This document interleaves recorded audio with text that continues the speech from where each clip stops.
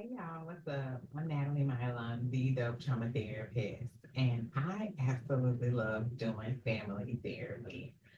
Family is one of our greatest joys, right? Like we come here and we're related to our family, right? Like we share DNA, the same blood is running through our veins, right? So we are linked, we are connected to our family. And yet there are times when things happen in our family that knock the wind out of us, right? Like it feels like a gut wrenching punch. And it feels like our entire worlds are turned upside down, right? What we do in family therapy is we really get to the bottom of it, right? So you may be having a problem in your family. Maybe you are an adult now that has survived maybe some molestation in your family, right? Maybe you were molested by somebody in your family and your family swept up under the rug, right? And your parents didn't protect you. Your parents may not have even believed you. And that causes a lot of pain, right? Like that is such agonizing pain. If you were in that situation and then you were still made to like go to the family cookouts and he was there, maybe he or she, right? That family member was there, that family member still came to your house. You were forced to have to still be around that person knowing that they were not a safe person for you, right? And you may be holding on to the fact that your parents didn't protect you, right? Like, and that's a very valid feeling and thought to have about a situation like that. So that may be where you're stuck in your family. It could be that you are a parent, right? And your child is grown now and you feel like you have afforded your adult child every opportunity to have a good life, right? Like maybe you were poor growing up, or maybe you grew up in environments that were just not healthy, and so you worked really hard to get your family out of that situation, so that your children could grow up and have a better quality of life than even you had, right? And maybe now you feel like your children are entitled. You know what I mean? Or maybe you feel like they are ungrateful, that maybe they're living their life in a way that you might feel like it's bringing shame on your family or anything like that. Right? It could be any number of things that you found yourself now stuck with your family members and unable to really move forward. You may be co-parenting, right? Maybe it didn't work out with you and your child's other parent, but y'all still have your child in common and you still want to be able to work together in a loving way to raise your child, right? And you both likely have that same shared ideal, right? Like that's the same, you have the same shared goal, but you just are stuck on some things as it relates to how you're parenting. Maybe some different values or things that you hold to be very important, but maybe the other parent doesn't, and your child is getting caught in the middle of that. Okay, there could be a number of things that has your family stuck. I think the common element is this place of really deep pain, really deep sorrow, sometimes agony, because this is your family, right? Like these are the people who you've had their back. You want them to have your back. You want to feel supported and you want to have a strong bond with them. And for whatever reason, it's just not happening right now. So, family work, right? It is hard, but I absolutely love it. It is one of my favorite types of therapy to do. So, I do family therapy in a 5 phase process. So, in phase one, I really just get to know your family. So, I meet with all of you guys together. For 1 to 2 times initially, then I'll meet with each of you separately just to kind of get a little bit more information, just some assessment stuff about you as a person, your childhood history, your relationship history, things like that. Then I bring you all back together as a family to kind of lay out the treatment plan, get your buy-in on it, get your input on it. And then we set the course for family therapy going forward. Phase two is where I really teach you all how to manage your own emotional reactivity that tends to come up for you specifically. So, like when stuff happens and it really hits us, we get triggered, right? Like it hits a pain spot for us. We typically have a reaction, right? That reaction might be that we go off. We flip our lid, we lose our shit, we are going off. It could also be that we just shut down. Like we feel like we can't take it. We don't want to talk no more. We're out of there. We're leaving. We are ignoring, sending you straight to the voicemail. As the kids say these days, we're leaving you on red.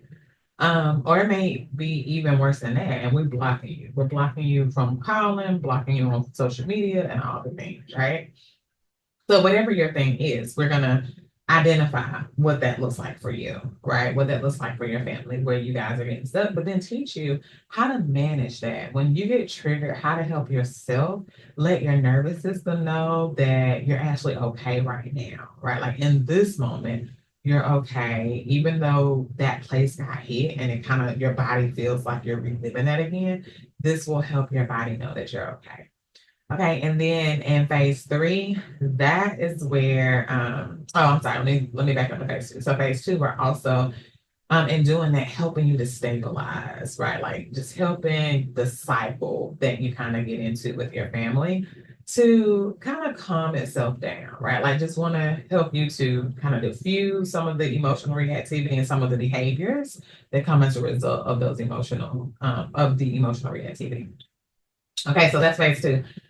Phase three, now that we got some stability, so to speak, right? Like now that we're not escalated in how we're responding to each other, now we can kind of get to the bottom of the pain. We can really begin the healing process that comes as a result of really being able to hear each other. So once we're de-escalated, we can have hard conversations about, hey, when you did this thing, it really made me feel abandoned by you, right? Like it really made me feel rejected. It made me feel like I was nothing to you, right? Or whatever that thing is that you felt about yourself and that you told yourself in that moment that your loved one must feel and must believe about you, right? So we're able to have those conversations.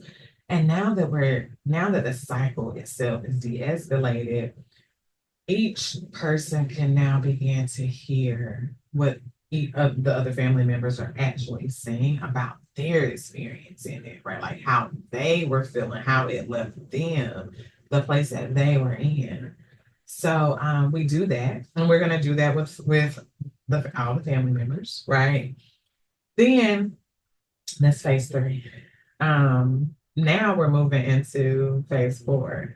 Phase four is where now that we've healed, right, and we've begun to be like our emotional system is now online and we can stay present and we can really tune in to what our family members' experiences are. Now we can go back and begin to have old conversations, not old conversations, but we can address old topics, those things where we got stuck, where we couldn't really move past it and all that. Now we get to talk about those things and really talk about those and get to a place of resolution because now we're de-escalated. Now we're present. Now we're actually present to our family members' experiences. So now we can have the conversations with a new lens, so to speak. Okay. So, and we're really just kind of reshaping the bond that we have with each other. Like that's kind of what's happening in phase three. That bond is reforming itself, right? It's becoming solid. You're now starting to feel like, okay, you see me, you get it, you understand how I was impacted by what you did or what you said. And you see me, so now I feel better, right? And that safety begins to help to restructure the bond that you all have with each other. So in phase four, we're like going back now. Now we can we're revisiting a painful situation, right? We're talking about it and being able to get some closure, right? And also some healing. So that's phase four. And then phase five is graduation.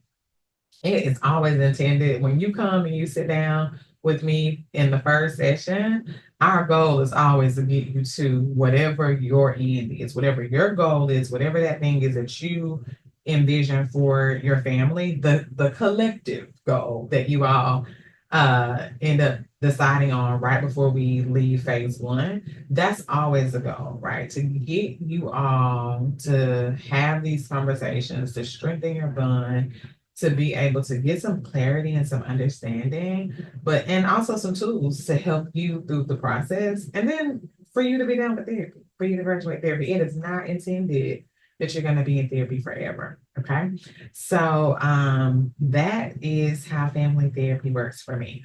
Or family therapy works with me, hopefully, and it'll work for you. So if you are in Georgia, South Carolina, Vermont, or Florida, and you need family therapy, I encourage you to reach out to me today. You can book on my website, which is dopetraumatherapist.com/families.